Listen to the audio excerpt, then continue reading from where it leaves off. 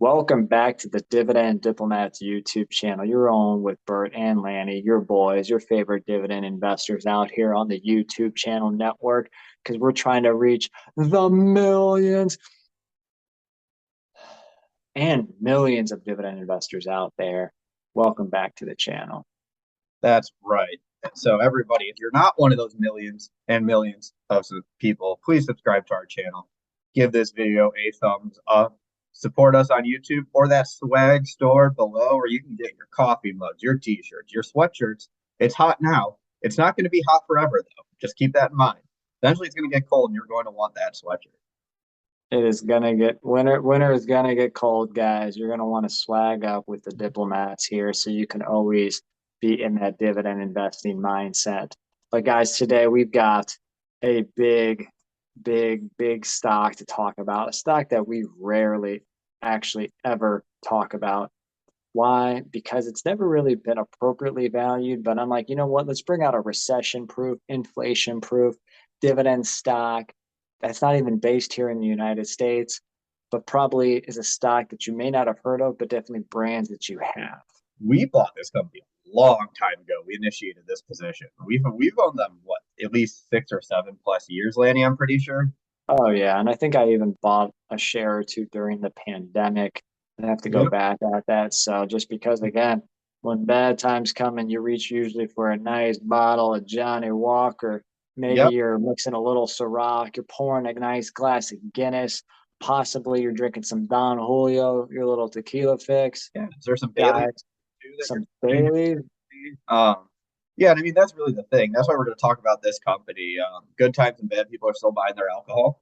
Um, so even with some slight price increases, this usually doesn't get cut from the budget for some people. So in bad times, the companies like these have some great performance. Oddly, so Lanny, you talked about their brands. Let's just rip the band-aid off. Tell the people what company are we featuring today? Guys, grab your favorite beverage because we're talking about Diageo, ticker symbol DEO. And yes, they are a highly profiled brand of brand company here. To list off some of the brands that they do own, we'll start with Johnny Walker, your Crown Royal, Don Julio, Guinness, Ciroc, Tanqueray, Bailey's, Casamigos to George Clooney's tequila. Smirnoff, Kettle One. Don't forget about the captain. We haven't brought up the captain yet. Bert loves the captain. Bert drinks and brushes his teeth with the captain. I do not, but we'll keep going there because just because I don't doesn't mean there aren't a ton of people out there that do. That's not how So you guys, say life. yeah. So guys, they trade at 190. Well, let's see here because I was reviewing this on July 28th when they were at $190, but now Uh-oh. they're at 191.40. Okay, all right. They're down about 13 to 14% this year. In line They with the re market. In line Yeah, with yeah. And they recently did come out with their they do based in UK. So again, if you own DEO, it's an American Depository Receipt or ADR. They release earnings usually twice a year. Halfway through the mark, they have strong performance right now with Diageo Bird and community out there. I don't know if you want me to list out a few of these big bullet points here. yeah, I say let them out. Let's talk about them because I think that's kind of what's fun Yeah, of about them. course. Let's talk about them. So, guys, we were just obviously recording, and we put out there about the crappy performance from Intel and Stanley Black and Decker. Well, Diageo is the complete opposite. Again, a very recession inflation proof with alcohol and liquor. But they had net sales growth, of 21.4%. 21% growth. Again, they recorded and reported net sales of over 15 billion in euro. Yeah, So you see Stanley Black and Decker and Intel just like scribbling notes. They're like, is there a revenue growth? Like, what's right. going on here? Yeah, growth, capital GROWTH. Yeah, tell us more. Tell us more. Keep the go bullets going. Operating profit was over 4+ billion in euro, up 18%, obviously driven pretty much by all um, you know, selling product. Um, you know, I mean, it's just pretty amazing. Yeah, it's Um, great. yeah, I mean, they said that organic operating profit grew 26%. Organic operating margin is up 121 basis points. So their operating margin is growing. And obviously, on our last video, the other two entities, their margins were shrinking. So again, Um, you hear these and this is awesome. Like this is a fun stock to review. Like for once, we're not talking about a stock that's beaten down, showing signs of value because of just poor performance and just dog poop, for lack of a better terms. Diageo's looking great, so this one will be fun to see because I mean, seeing how they perform in our stock screener, seeing the actual results of it, this might be fun if they're showing some true signs of undervaluation to catch a company that is firing on all cylinders. right, right. So now, again, it's hard to kind of evaluate an international company, but we are going to do our best job running it through the Diplomat stock screener, price to earnings, payout, dividend growth, and then we'll throw in dividend yield. So Bert, you kind of want to kick us off here with some of these metrics on Diageo You, stock. you're darn right. So, all right, their updated stock prices right around 191 per share. Let's talk about the earnings there. There, as you said, it's not the easiest to peg the earnings. So their approximate earnings per share. That's what we're going to go with here. About $8.15 per share.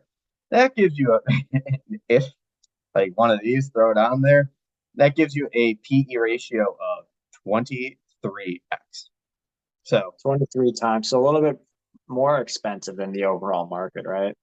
it is, but I mean, you can see why, right? Think about those bullet points you just listed off a few minutes ago in this video. It makes sense. They're performing well. They're not the cheapest. Makes sense to me. So let's look at that payout ratio there. So it's fun about how Diageo pays a dividend. They don't pay quarterly dividends. They don't pay annual dividends. They pay it twice per year, once in April and once in October. They have a small one and they have a large one. That's the fun part about Diageo in there. So when we take the conversion, we show what their dividend is approximately. We're going to go with $4.07.7. So 4.077 for their approximate-ish annual dividend using a conversion of the pence to the dollar. That gives you a payout ratio of approximately about 50%. So that sticks right to their policy there. They like to stick in that 50% range. When reading their kind of midway release, which by the way, the release is, if you read the full thing, it's like 40 to 60 pages long. Pretty impressive. Full But they do what? transparency. Yeah, they like to stick into that mid range. Essentially, they want their EPS, their dividend to EPS to be about, 1.8 to 2.2 times, which represents close to about a 50% payout ratio, about 45 to 55%. All right, so what we'll do here is we'll show you the dividend growth in the chart. Zoom out 10 years.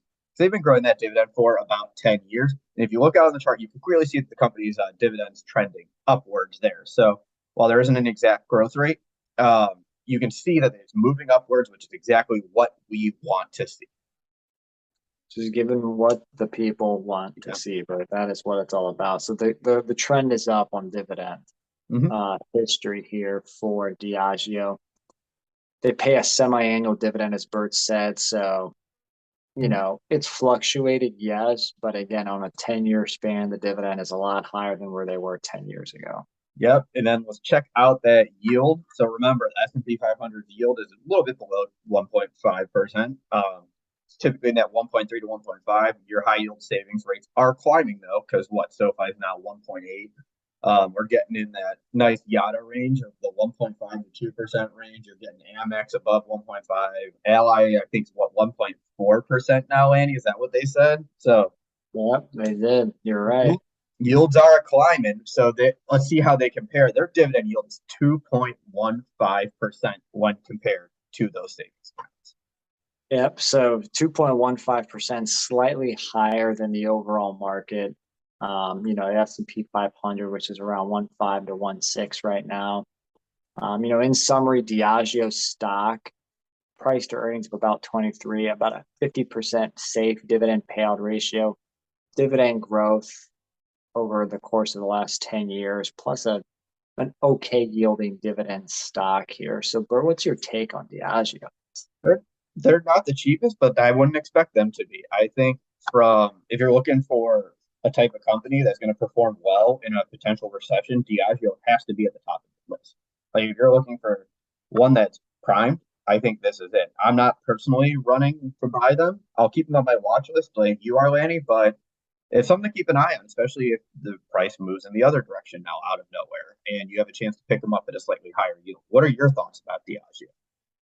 Yeah, again, a little pricey right now. I'm kind of kicking myself in the ass for not buying more of them during the pandemic or buying them, but again, they're also down this year. Yeah. It's a great stock to own during inflationary and recession times, though. Yeah, even though it's expensive now, I should say I couldn't be happier that I have some Diageo in my portfolio. It's a company I'm happy that I own. So, uh, Yeah. that, What are you guys doing though? What's the community doing? Have you guys been looking at Diageo or your liquor alcohol based companies here? Are you guys seeing the signs of a recession and saying what are recession proof stocks? What stocks to buy? What are the stocks to buy during a recession or during high inflationary time were periods? you drinking some of Diageo's products after you read Intel's earnings release and you saw what happened there? If you were an Intel shareholder, we we may have been supporting both stocks, but let us know in that comment section below. And if you haven't already, subscribe to this freaking channel, everybody. Come on, let's go. We're marching towards 15K. Let's get there. Come on, people, help us out. Guys, that was Bert and Lanny from the Dividend Diplomats over and out.